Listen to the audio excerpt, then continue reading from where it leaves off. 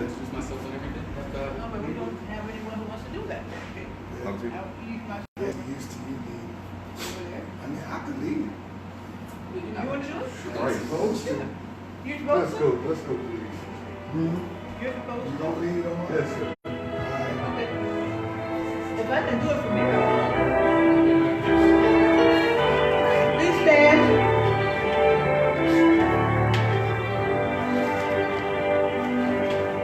Let every voice and sing till earth and heaven ring. Ring with the harmonies of liberty. Let our rejoicing rise high as the listening sky. Let every sound loud as the rolling sea. Sing a song full of the faith that the darkness has taught us. Sing a song full of the hope that the present has brought us. Facing the rising sun, that our new day begun. Let us march on till victory is won. Let us march on till victory is won.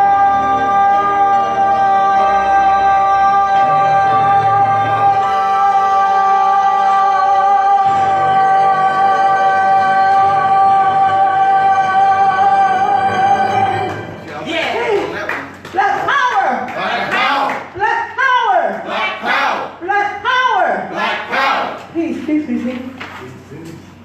No, shoot. We gotta. Huh? Years to this day. Oh, this one, oh, sorry, I forgot about the flag. Okay. Salute to the flag, please stand. Announcing that you'll be behind the podium so you can be on the camera. You can get in front of that podium and do it. Okay. You can just stand in front of the podium. Stand. Be right there.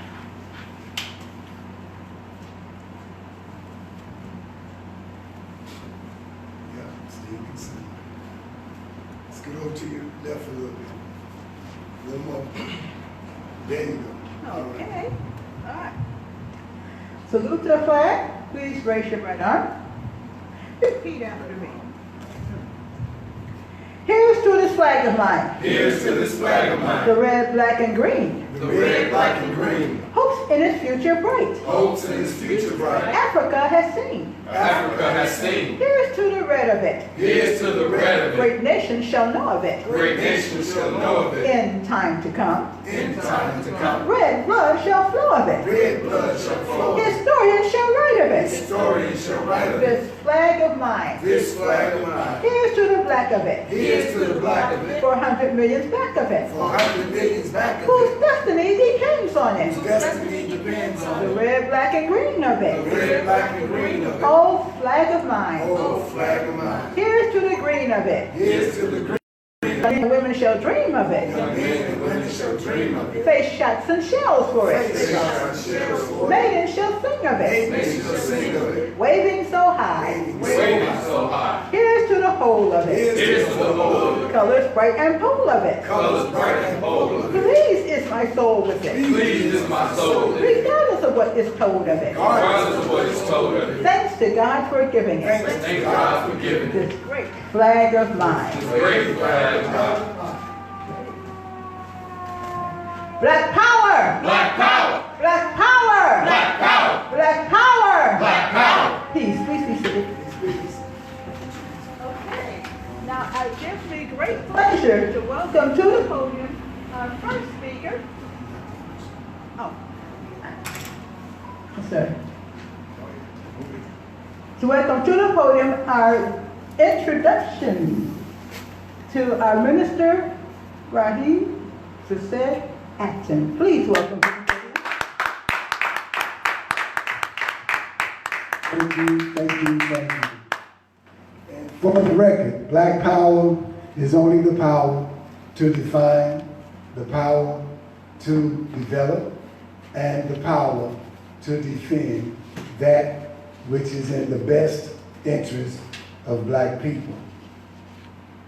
Protocol being set by our opening was said and will be said again by our main speaker. I am Brother Minister Raheem Kasset Aten, the founder, actually the co-founder, because the founder created through me, founded this movement, the Temple of Mercy Association, back in 1990. I'd like to thank everyone who participated in our order of service in our opening. Our mother, Sister Cheryl Aaron, our brother, Deontay Williams, our First Lady, Sister Makita Aten. And I'd like to welcome you all in Facebook land to our service. Over the weekend, I had people come up and tell me that they do watch our service on Facebook. And I was glad to hear that the words were not falling on deaf ears.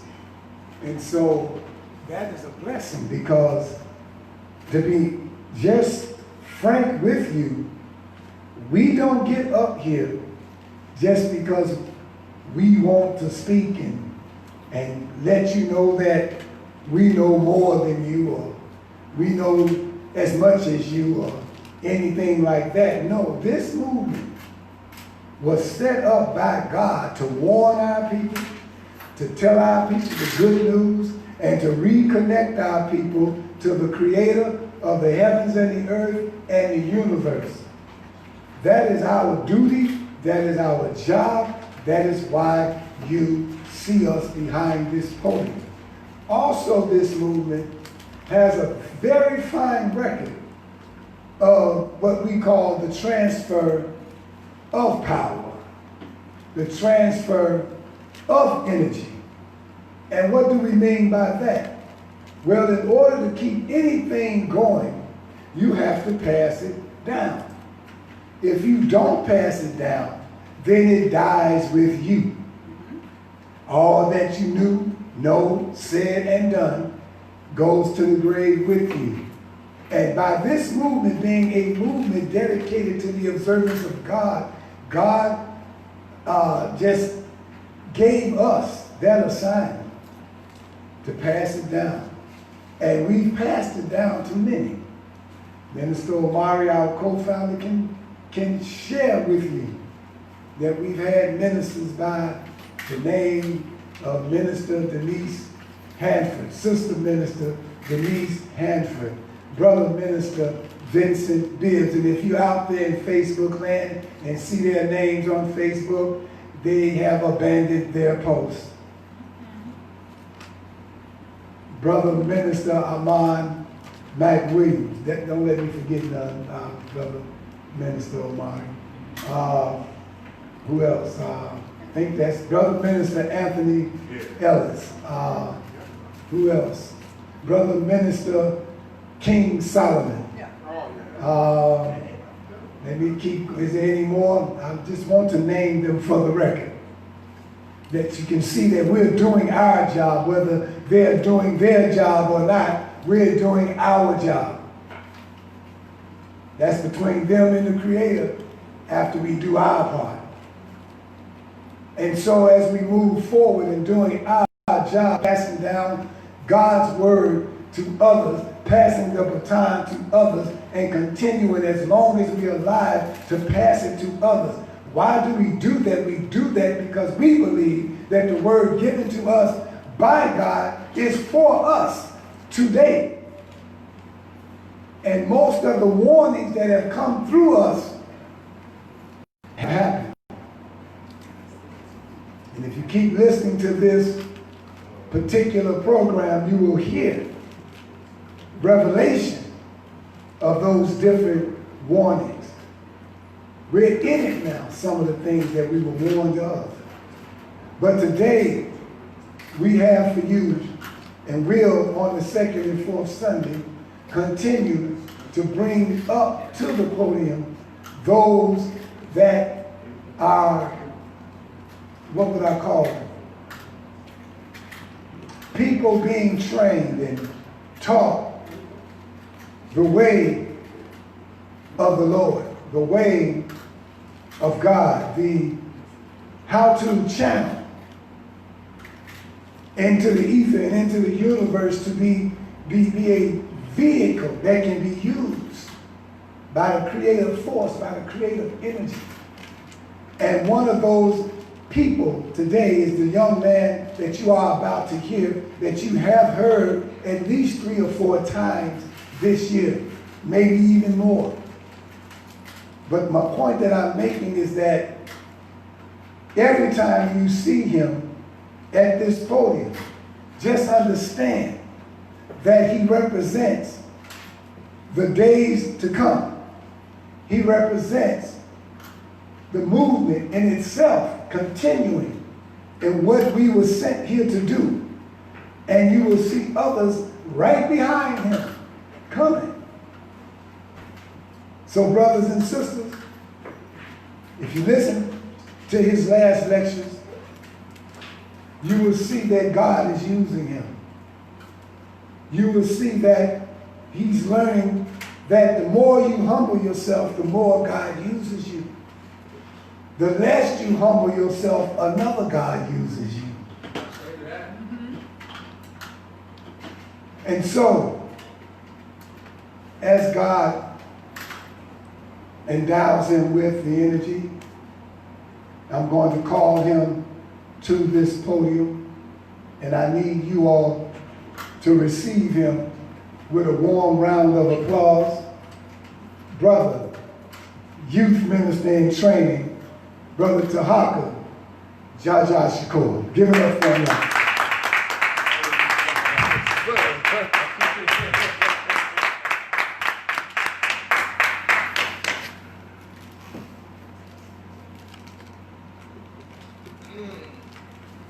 Oh. Peace, peace, everyone. Peace. In the name of the everlasting Father, he that causes all that exists to exist, he that is self-existent, he who directs the sun shifts the millions of trees of years, and he who made time, the seed of the universe, known amongst the ancient Kemites as Amun-Ra and Aten, among the Hebrews as Ansaf, Yahweh, and Elohim, among the Christians, Lord God and Jehovah, among the Christians as Lord God and Jehovah, among the Muslims in the Islamic world as Allah, the one God, among the Rastafarians as Jah, Rastafari, among the Yoruba and Ifa tribe as Odumaro. I bear witness that all these names refer to the same, one Almighty God, and it is to him who I give reverence, and it is to him who I submit. I boldly proclaim that we, the descendants of those black men and women who survived the transatlantic slave trade, are the lost 13th tribe, born in North America, and are of a Nubian Kemetic lineage. I bear witness that the blood of all the nations of the earth flowed through our veins, and I greet you in the ancient holy words of peace in Hotep, Shalom, Assalamu alaikum, Salam, sir. Abaragani, Alafia, and Ashe. Good afternoon, I'm Gambi. Good afternoon, brother. Again, I am Brother Taharka Jaja Shakur. Sometimes the Ja is interchangeable with a J, sometimes meaning Jaja or justice, depending on how I feel that day. And today, I know Minister introduced me as Taharka Jaja Shakur, but I'm feeling more like the Taharka Justice Shakur in line with what I'll be talking about. And again, I am the youth minister in training of the TOMA Nation under the leadership of our founder, Brother Minister Raheem Kaseb Aten, and co-founder, Brother Minister Omari Jahi Aten, and First Lady Sister Makita Aten. We are an all-inclusive, black conscious righteous movement dedicated to the social, economic, and spiritual survival of black people in urban America, and we are broadcasting today, September 9th, on this Sunday, live from the Bach Beer Center, located at 644 East on 79th Street. Today I wanted to talk about what is very prevalent in the world today.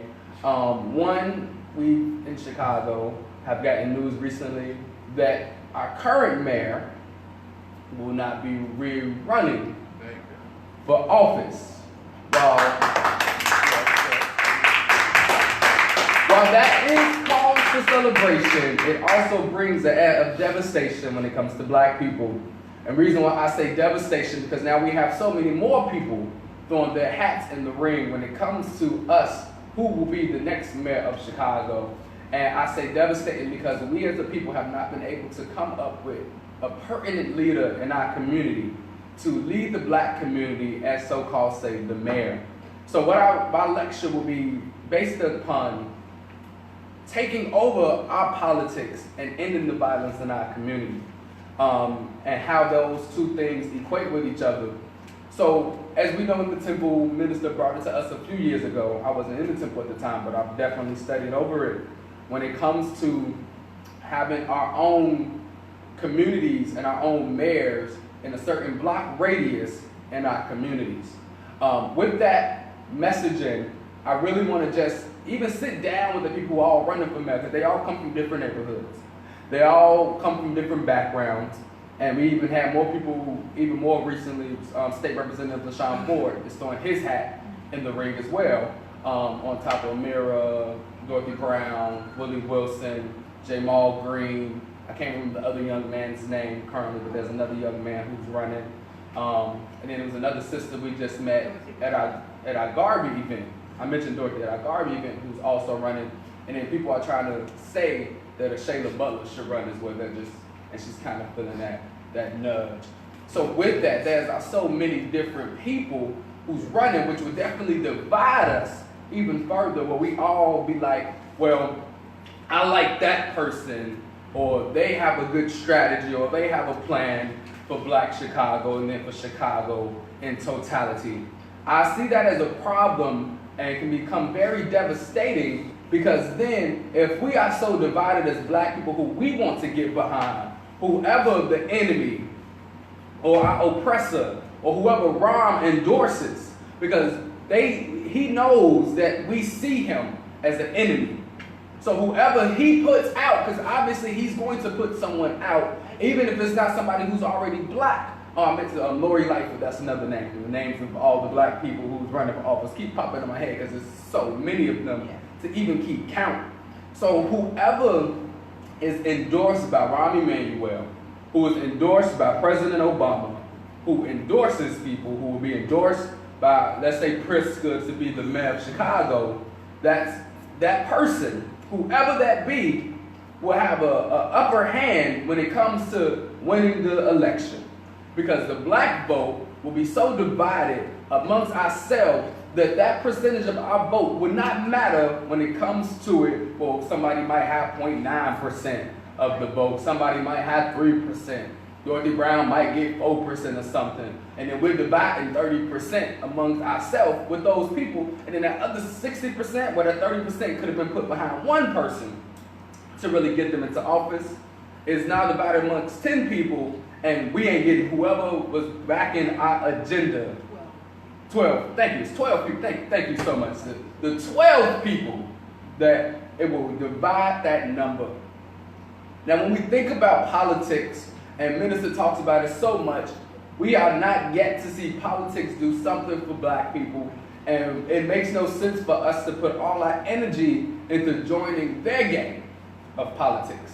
Now, I personally believe that we as a people, we need a system of government to keep us in order. But when it comes to a system of government, I don't believe we should be still in the same system of government that was put into place when we were slaves and put us into their constitution as property.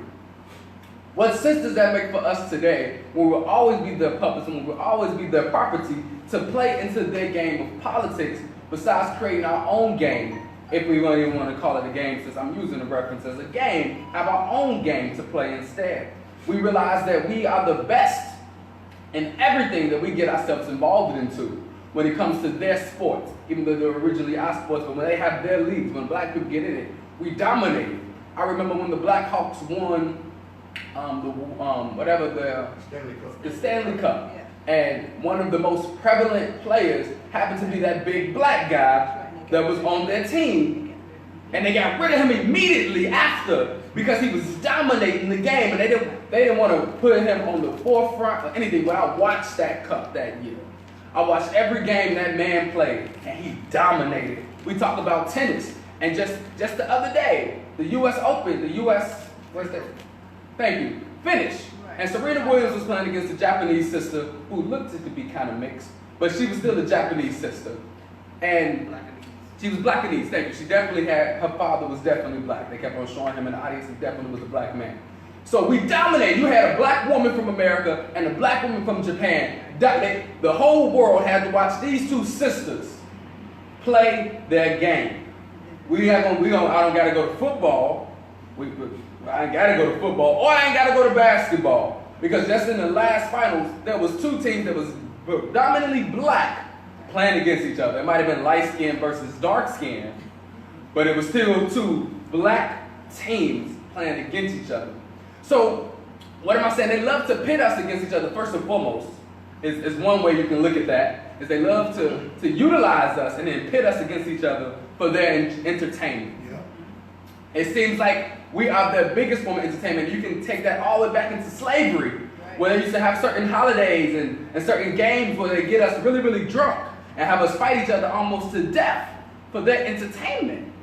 So we just come back to today and look at it happen the exact same way, and then we can correlate that right to the streets. Where you really look at the gun violence, just the violence in general. And I remember there was a time period where I was out in the streets and I was marching, and I was just really marching, and I was really just looking at our communities, because we tend to not to march through our communities. We tend to march in their communities and try to get them to appease to us when we should be giving a cry to our people. Instead, that we need to do better. And one of the things that came upon me was poverty begets violence. But what begets poverty? Now, when we look at the American government, but we're going to talk about Chicago in particular, we understand that there were certain drugs put into our communities. There were certain gangs that weren't gangs at that time the way we see gangs today, but they were corrupted. They had agents come in, create lies, just do things to really take them apart. Then you had the pseudo gangs that were playing as gangs and just corrupted that whole system. Then you had black businesses at the time. They were not offered the same opportunities that they were needed to stay striving. So what beget the poverty? The system that we keep on trying to play into, as ministers, as we in the temple understand, that politics doesn't help us. And we have black aldermen. We have black state representatives. There's some states that have black governors. We had a black president. But most of our people are still in poverty. That's right.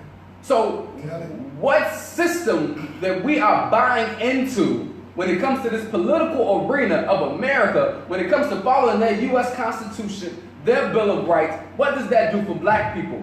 There was an act, and it was interesting, that just recently a brother was killed by a white officer. And they arrested the officer. They gave her a warrant, but then shortly after they dropped it. They just dropped it completely.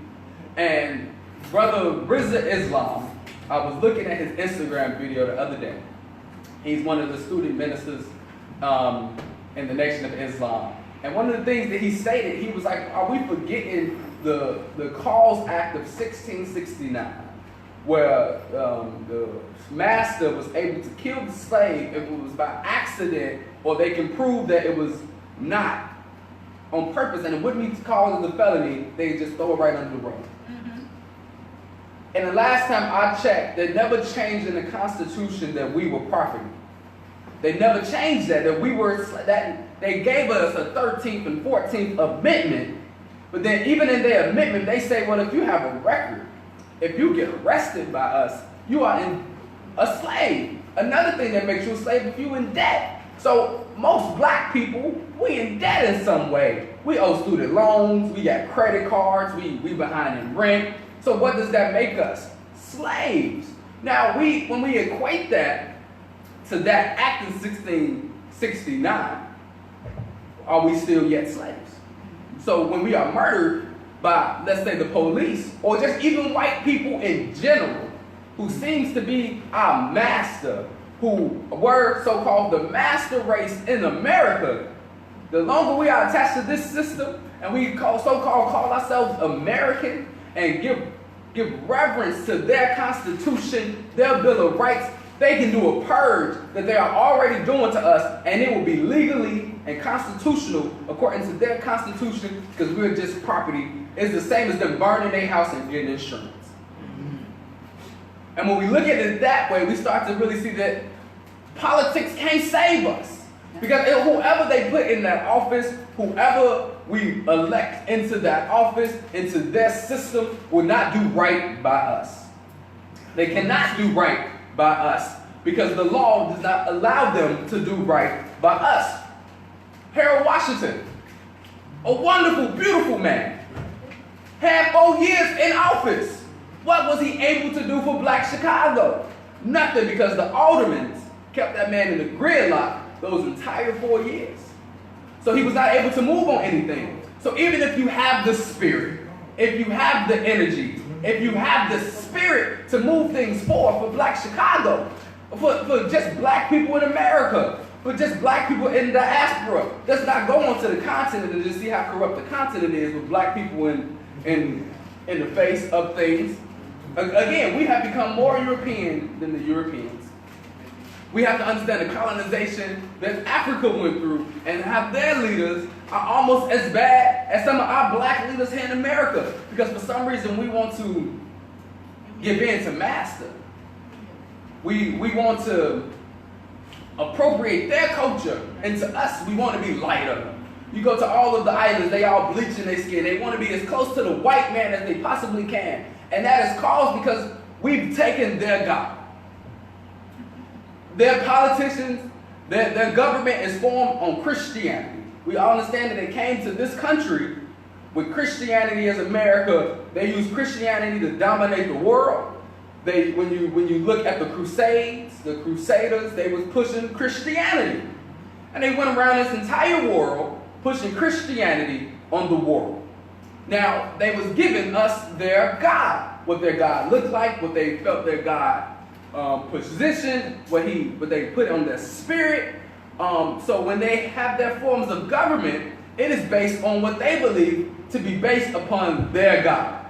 Now, when we form our form of government, it should be based upon who we know to be our God. When we know the righteous way, our government should not be formed on the same lies and the corruptness that they use to push things forward. Why is it just so many people just pop up dead from time to time? And we can't solve the murders as I move over to gun violence and just the crime in our communities very shortly. But when we think about the politics and the way politics plays into that, and then their government is based on business. It is the businesses that fund their government. So if you even get into politics and you don't have a business, you're a felon. We got so many people running for office with no money. So where you gonna get the money from? These same businesses that have controlled the government, the same businesses that control the economy in America. How long will we play into their system, understanding that we are the creators of government? That they learned it from us. That we used to have a system of government that was profitable and beneficial for all people. That if we go back into our ancient and just look at our ancestors, the government they had was beautiful. It was structured nice. This way they called doing a democracy is not the same way that we did a democracy. Because they learned it from us. The Greeks were so-called the first people to do a democracy. Who did the Greeks learn it from? They had to learn it from somewhere. And we tie it to history. We know the Greeks went into Kemet. They took over Kemet. They sat around and learned from the Kemites for a good period of time. So their philosophies, their form of government, their form of economy, all that comes from our ancestors. And when I was having a conversation with the sister, and I believe her name was Mama June. We called her Mama June. She is on 79th and Rhodes, or the next block over Everhart. And we was having a conversation with her. And one thing she said when it comes to all these religions, all these systems, that all of them, when you think about the three major religions, when we think about all the governments and all the systems, they are just small pieces of our ancient history of who we were and what we studied. Shit was like if I was to take your sock, paint it green, and then give it back to you, and say it's something new, wouldn't that sock be now polluted? It's not the same sock. It's not yours anymore. It is whatever she is now putting it into you. So now let's look at our government. Let's look at the way we do politics. Yes, we created it, but this is no longer ours. That we can no longer play into this system. We can no longer allow them to tell us what's best for us. They have a habit of doing these studies, coming to our communities, doing these census, finding out what they're the beneficiaries of their projects, and I'm using beneficiaries, well, we think beneficiary is a good thing, but I want it the same way I say gentrification, if we look at it as self-gentrification, is a good thing. Well, in our head, it's a bad thing. We think beneficiary is a good thing, but we benefited from what they did to our communities. We are now the beneficiaries of the downside and the poverty. And so we are now there just coming to now do studies on us, get the research from the problem that they caused. And then we give back to them, we give them this research, we take their grants, which is why the temple hasn't taken any grants from them, because we understand the work they are doing. We understand how they are trying to classify violence, what it is as gun violence, as a disease, and just violence as a disease, where they can now come in and say, well, they're sick. They're sick. We need to cure them. And to them, cure is death. So again, when we go and look at why they are able to kill black people constantly, never get in trouble for it, just walk down the street, get paid leave, where they just leave the office for a little bit and still making the exact kind of money that they was making. I love what Brother Marua said. If we really want to deal with them, well, they need to get fired and don't get stop paying them. If y'all gonna at least do something, show some type of justice, we know y'all not gonna arrest them, don't pay them.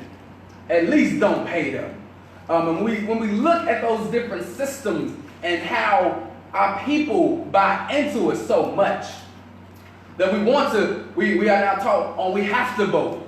A lot of people talk about how Malcolm X was talking about the bullet and the ballot and that whole speech and how powerful that was. And I'm like, okay, what if we instead was like, that was cool, it could have worked, it didn't work in the 60s, we started voting, we got all these civil rights, but then again, what did that really get us? We lost all our businesses, we lost all our banks, we lost all our communities, we can't control our children, our families are destroyed, the prisons are filled with us. So what did us get into politics really get for us, except for throw us even further back than we've ever been? Yeah. Now, we can't possibly see that. It don't really look like it to us, to the common folk, and we are sometimes our common folks ourselves. But when we look at the common folk and the brothers and sisters that are just walking down the street every day like the walking dead, they cannot see. They possibly cannot see because they are blind. To what is really going on, the system that they are being played into. We talk about, Minister was just having a conversation the other day about how the homosexuality is a system used to take down our population in this form of genocide. Now, to a person who happens to have a homosexuality tendency, no, we are not calling you a problem. But we need you to understand that the system that is playing on this is playing your game. They are parading you out there as a cultural thing. They're showing, they're showing our children this. They are trying to influence them. We understand how influential TV is and the sounds that we hear and the colors that you see. So now if you got drag queens reading books in a library to children, they hear the voice. They see the Adam's apple. They are now confused. So they now grow up in life confused. No, I'm not saying there's nothing wrong with who you love, what you do in private, but if they are masquerading it and using it to genocide black people because they realize AIDS didn't do it. They say, dang, they are still populating. We're killing them in the streets, and they are still populating. But what if they just became homosexual and stopped producing babies? So we have to look at it as an agenda thing, and no one's coming at you. No one is saying you're wrong for how you feel you came into this world. I'm sorry, I personally believe God created man and women to procreate. That's my personal beliefs. I personally believe that he made no mistake in creating us as man and woman. Now, we live in a world, and again, we are very influenced by the things around us, the things that our parents do, the food we eat. It messes with our chemistry. We all know that if our world, if we were just eating fruits and vegetables and things from the ground that had no GMOs or none of the toxins mixed into them, I have a feeling that our people will not come out confused as they are. Now, when I say confused, confusion is, I know I am a man. I know that I was given a certain organ that has to work with the opposite sex to produce life. Now, if you don't see that, you are confused. That just clearly you are confused. Now, when we look at how politics even plays into that and the systems that they play into it, even the government is trying to now add the P to the LGBT, the LGBT. Yeah, and then they're trying to add the P and add pedophiles into it. That's their government. How long are we going to keep playing into their politics where they are going to allow grown men to now, it's okay for them to mess with young children? When there's a law now that say if you are over a certain age, you can't mess with nobody under the age of 17. But now they're trying to say, well, pedophiles is a lifestyle for them. The same way that homosexuality and lesbianism is a lifestyle. You can't stop them from being who they are. You're going to cause them, you're going to stop them from being who they are. That's just how they feel. No, that's what the Catholic Church do. That's their religion that plays into their politics. So what do you do? When it came out, oh my God, this is something I just seen the meme. It's like when the world found out that the Catholic priests were molesting children, they didn't have an outrage. But when when Nike endorsed Colin Kaepernick, the world started burning everything. So this world is more mad about a black man kneeling, not to protest y'all anthem, not to protest y'all flag, but for the violence going on in our communities that he blatantly says that it keeps coming out. Y'all more mad about this brother getting on his knee besides these Catholic priests putting children on their knees. This is the system of politics that they try to get us to buy into. These are the religions, the religious ways they try to get us to buy into, which is why we talk about come out of her. Now, when we say come out of it, what are we basically meaning? And before I talk about the gun violence and read something that is very insightful, I really want to just really hone in on coming out of her and creating our own form of government and just taking over. We, as a revolutionary, as a rebel, we should never look. And I'm saying I'm a revolutionary. I'm a rebel, and inside of me, it is. I don't like this system. For a very long time, I've never really liked this system. It just didn't. It never vibed with me. And somebody was like, if you come into this world and nothing in this world you are attached to, you're here to change it. You've come here to change the world. And I personally believe that for a time period, I used to say, well, my purpose, and I still believe a part of my purpose, it's just a part now, is to awaken my people. And when I say my people, we talk about the chosen few, the chosen people in the chosen few in the chosen people. Awaken them to who they really are. Get them to understand the God that is inside of them, not the God that they get us praying to, not to Jesus, not Yahshua, but to Jesus, the God, the demigod that they gave us. Because that's all he technically is, a demigod. He's the Son of God, which makes him a demigod, and that's their demigod.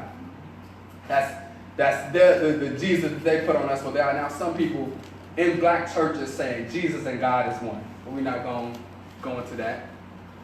But when we look at that, and that system, when I was young, it didn't wake up me, so then we awaken them to who they really are. And then we unite on the purpose that we have to create a world for ourselves. And then we take our rightful place back on planet Earth. There is no reason that we, being the original people, we being the creators of everything and all the systems of knowledge, that the Creator chose us to be that chosen people, that chosen race to populate this planet first, to teach education and educate the rest of the world. Why are we now living like this? If we was originally here to take over and take our, now when we say take over, I mean take control. First we have to take over our own communities. We have to start taking over our own homes first. We have to take power back in our families. I remember I was sitting in a class that the nation was doing when they have people come in on Thursdays randomly to the Final Call building. And something they said in there, that there used to be a certain hierarchy in the home, where it was God first, then the man, then the woman, then the children. And they made a statement saying, well, it's not like that nowhere at all. God might not even be there no more. It's the children, the woman, then the man if he in the home, and then maybe God. So we put God at the bottom, we put the man out the picture, and now the children are in control. You can get on a bus and be around other brothers and sisters with their children. The child is going nuts, saying all type of words that I can't say on the podium. And just being ridiculously ignorant to elders, making no sense, and then the mother's just sitting there with her music in her ears. You say something to the child, she say, you can't talk to my child that way. Well, somebody should have talked to you that way because you taught your child this way. And we are in a world where babies are raising babies. And the system did that on purpose. I personally believe that this system did that on purpose because we understand that it takes a village to raise a child. Right. They destroyed the village. So who are raising the children? We have single mothers, even sometimes single fathers, raising the children, but then the city we live in is a whole bunch of just children getting raised by the streets, which were poisoned by the government, which is poisoned by these politics that we want to play into. Do we really want to keep playing into these politics, or do we want to create our own system of government and start governing our people our own self? Just go block by block by block, go house to house to house, seeing how they need a helping hand, seeing what we can do for them and what we have to offer to them.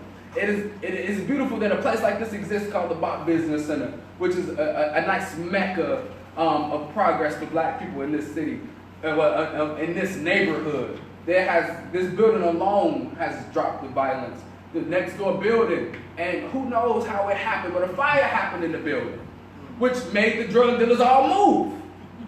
They can't be there no more. The building is burned. Not saying that has anything to do with the BOP, but when we talk about creating a new world for our people, talking about a certain space, sometimes the nature plays as well. It aids in the process. Didn't think about that to just now. Maybe that fire was to get them to not be here no more.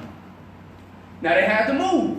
And everybody talks about how ever since the Bach Business Center has been here, that just the pro-blackness that's in this area, just the us doing for self has changed how this block in itself beats. Now, we're not talking about the side streets because they didn't expand to everywhere else, but just this, right in front of this business center, I remember when we first opened, a few weeks after we opened, somebody shot in front of the building. There's still bullet holes in the building. But when you move past that and just see as things start building and as business started to conform and as we start accepting our God back into us and doing the spiritual work that we need to do, even in itself, with the downfall that it has happened in certain areas, we see a slight rise over here in the BOP when it comes to even people having more jobs. I remember it was a brother walking down the street, and that's why we need more black businesses, because it was a brother walking down the street who was just irate, who was super angry and just was cursing up a storm. He walked into the black mall. He just happened to walk into the black mall. We listened to him for a second. He was like, you know what? If you come back and come with us someplace, we'll hire you. And now he works in the store from time to time for them, because we need those opportunities in our own communities. And if we don't take control of our own communities, we know the alderman's not going to do it. We know the mayor not going to do it.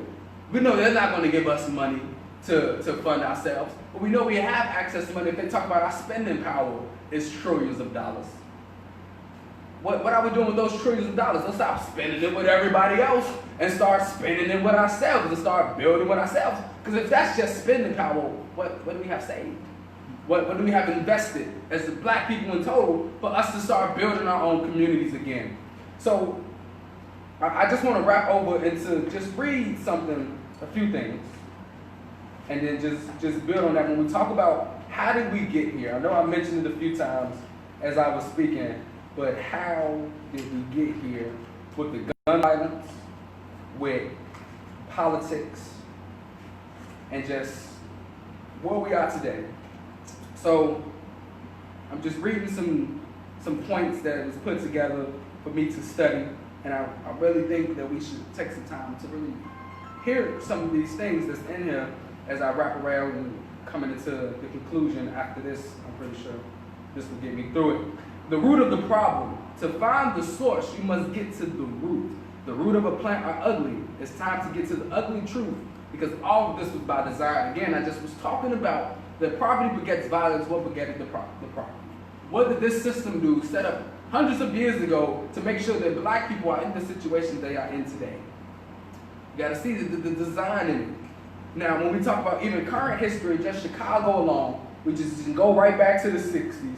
And in the 60s, it started with real estate investors and developers like billionaire W. Clement Stone, along with the University of Chicago, chose the Woodlawn area and other parts of the inner city for redevelopment. They started the process of gentrification, displacing residents, land grabbing. The Woodlawn area residents were going to just leave, so they flooded the community with guns and drugs.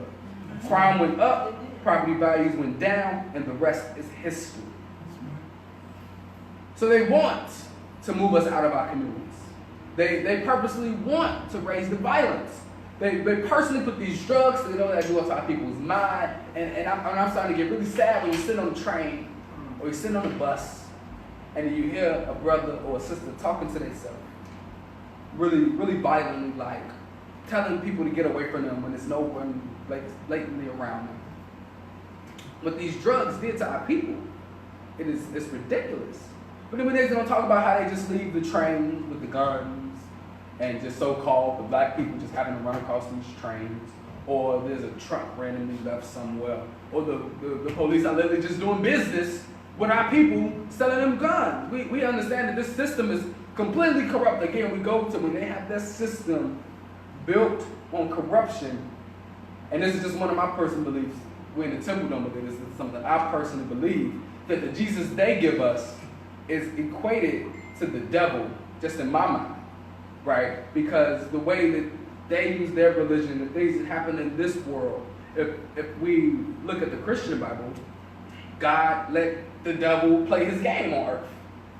And if Christianity dominates this world, if Jesus is the big head figure that we are looking at, so who is Jesus?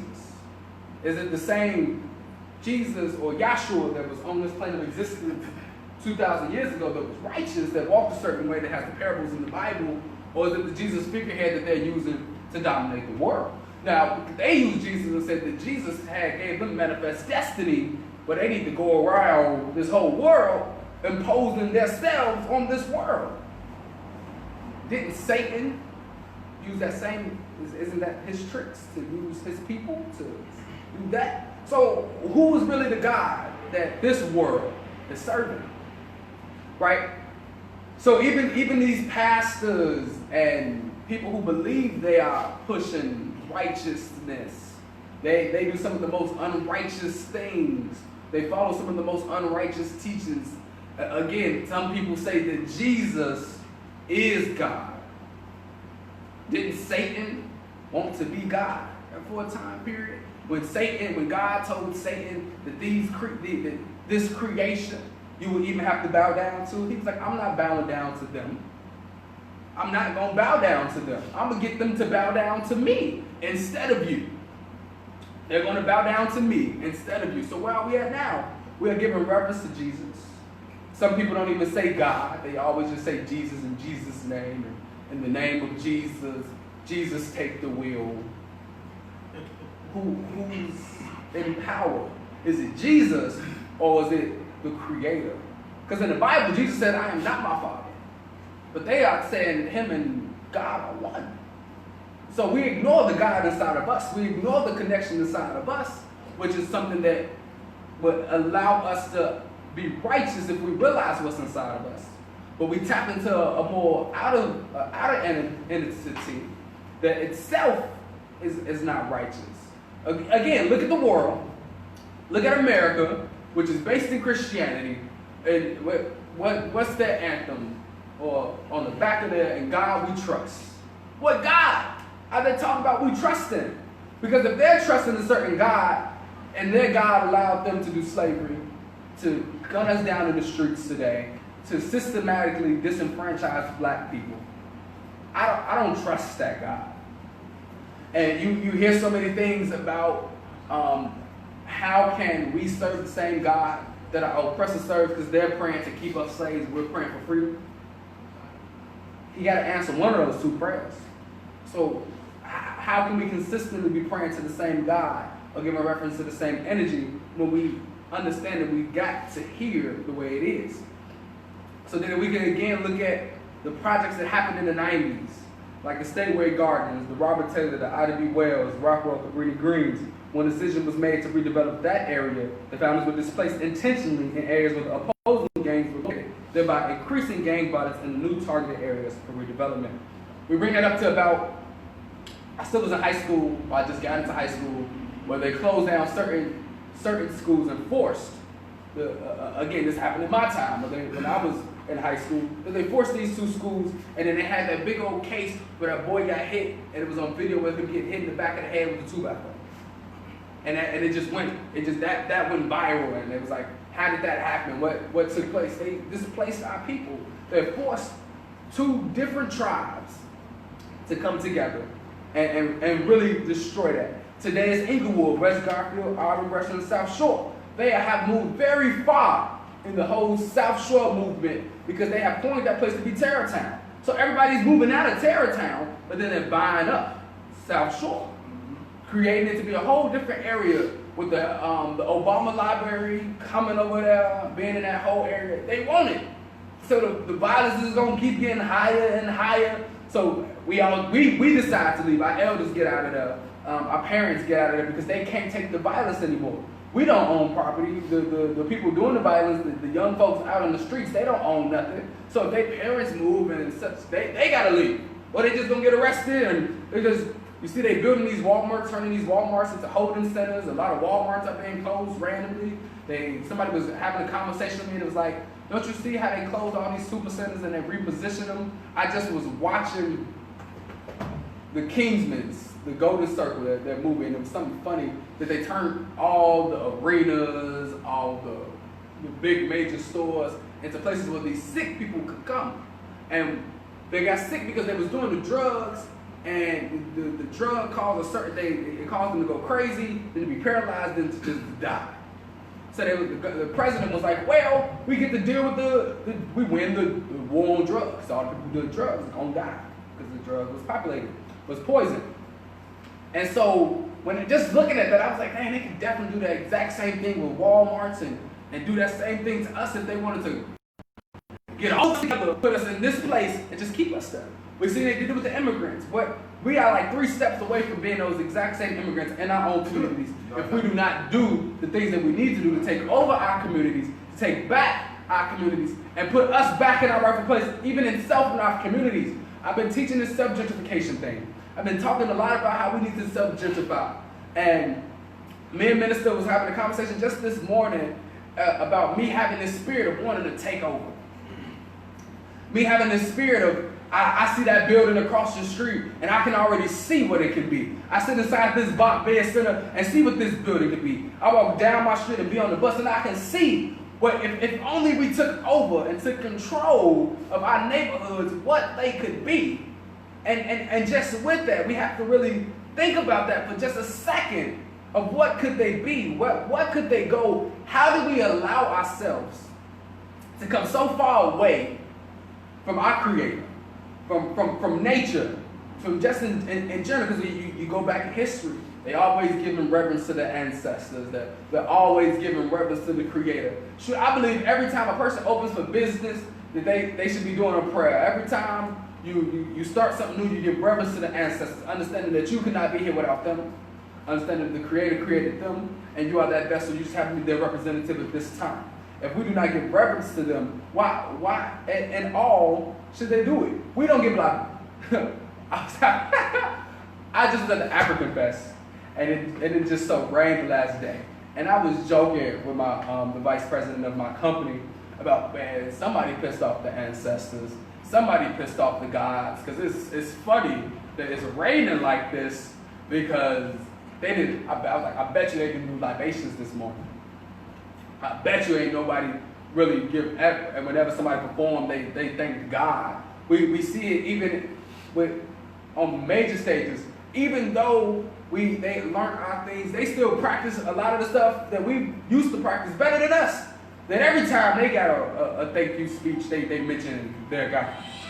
They give reverence to their God. We don't give reverence to our God. We go through our life listening to their things, giving reverence to their ideologies. We have ideologies of our own. We understand that in our heart, a lot of the things that they have us doing, we don't feel it. It feels wrong. Your stomach starts hurting. You get a headache. But we don't even pick up the own bodies that the Creator is sending through us to not accept the things of this world. And I feel like I'm just feeling it, y'all. I'm just feeling it. But when we talk about this violence in our community now, and how we are on the crest of being able to do something very powerful, we have to, one, understand that if we want to slow down the violence before we can even stop it, we have to give them something else to do. There has to be systems, there have to be programs that they have easy access to. There's a very low barrier of entry for them to do certain things. That there needs to be certain businesses that we open and training centers that can aid them in doing it. One of the main reasons I started my company, Helping Hands for You, was because I want to easily be able to employ a lot of people, because the work we do, it's not going to bar you out from being able to do something like working, being a helping hand for construction companies. Sometimes they just need that extra pair of hands to just clean out the place while they're doing the job they're doing. Just move stuff around for them. Other black businesses might just need somebody to help them produce the product. It might just be a family business, but they just need that extra pair of helping hands making the product. Or a lot of vendors need that hand setting up, bringing their stuff in, moving their stuff. Our people move a lot. They typically need an extra pair of hands to move. And then you just go into the other smaller services and businesses and just being that complete helping hands for our people. Even my logo is very similar to the temple's logo, in the sense of it's the hands of God. And in the temple, it's a star, a form of a star. If I'm saying it correctly, it's like a star. It's like a star. And the logo for Helping Hands for You is just a heart. And the reason why I did that is because our people have always been asking for God to give them a helping hands, without them recognizing the God within themselves, with them being able to be their own helper.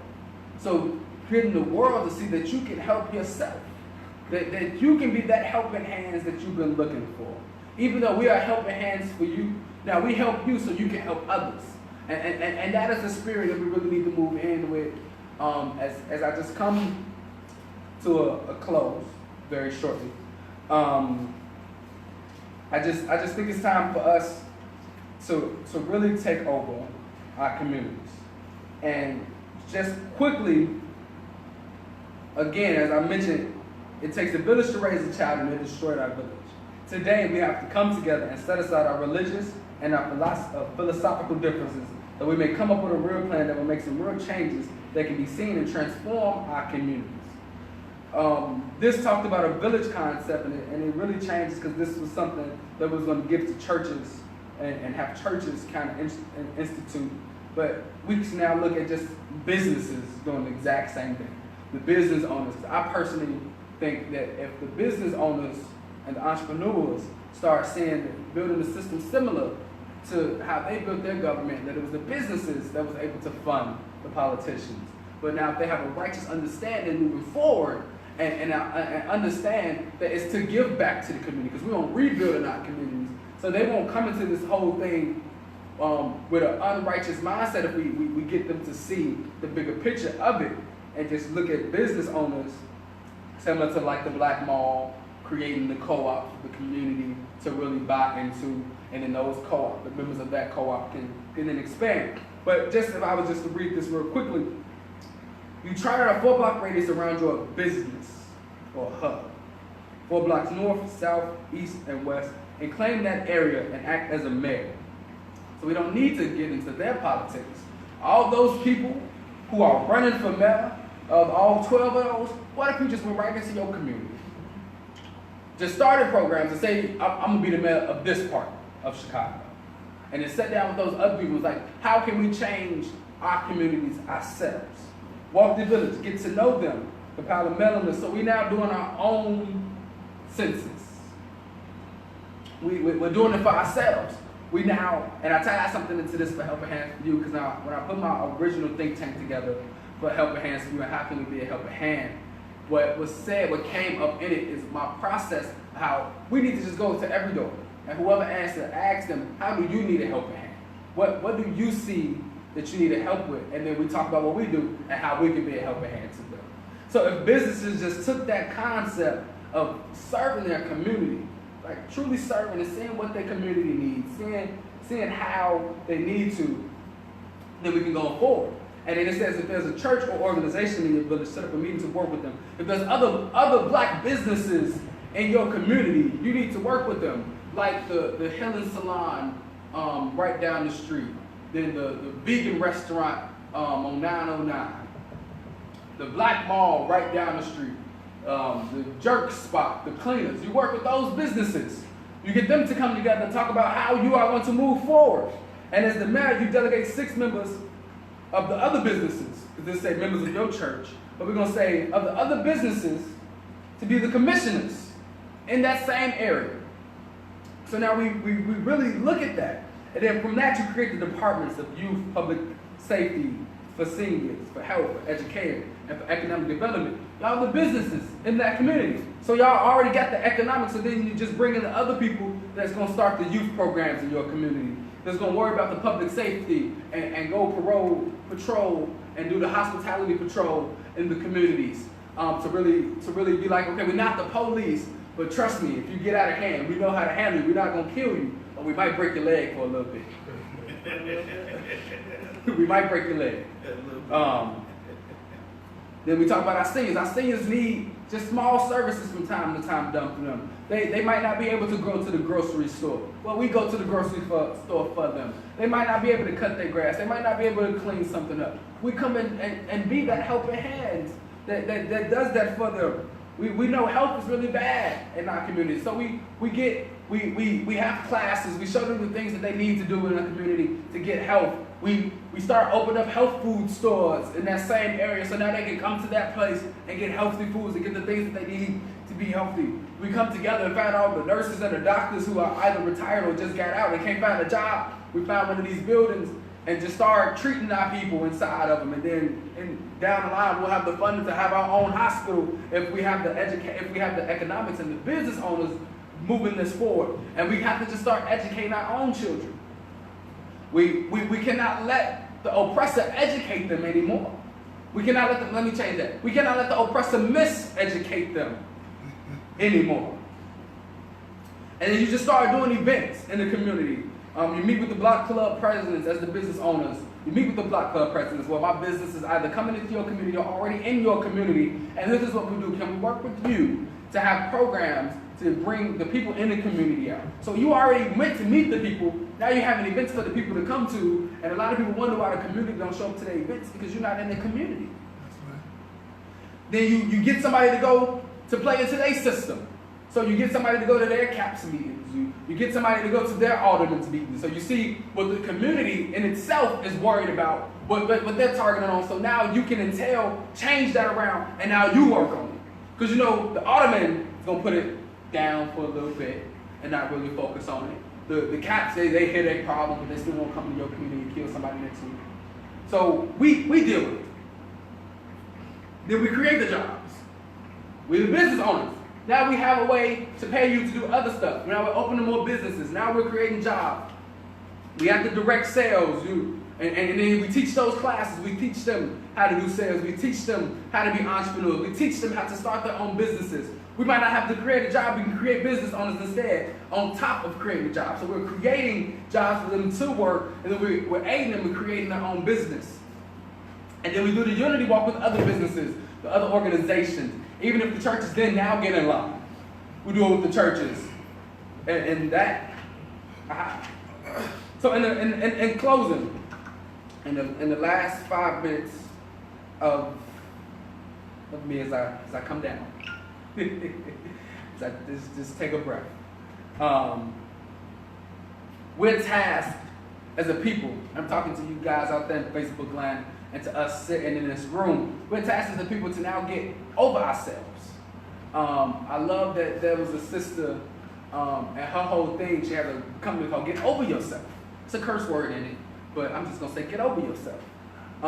Because we are the only things in our way. We have the systems, we understand that all the pieces are there, we understand that our people have innately in themselves to do better, that they want to see better, so we have to do the better, if that makes sense. They see the better, they want to do better, so we have to do the better ourselves. We have to, I see your face. So in saying that and in closing, the heart I have for my people really wants to see them change. And I speak about self-justification so heavy now recently because we have to self-gentrify. There's no other way for us to move forward unless we start looking at our communities the same way the white man looks at our communities, the same way the Arab looks at our community, the same way the Chinaman be like, oh, this is a good place. Wait, that's not how they talk. Well, I ain't even trying to sound like them. It'd be a good place to put a nail salon there because a lot of black people will come shop here. We need to start doing the same thing. Our people, we got food deserts everywhere. We need to connect. I love that we have the healthy food hub, but now we need to even streamline that more and then just open up small little grocery stores, small little bodegas in our community so now they have access to these businesses, that there's direct access to them. And in closing, I leave you as I greeted you. In Hotep, Shalom, Assalamu alaikum, Abaragani, Alafia, and Ashe. Peace.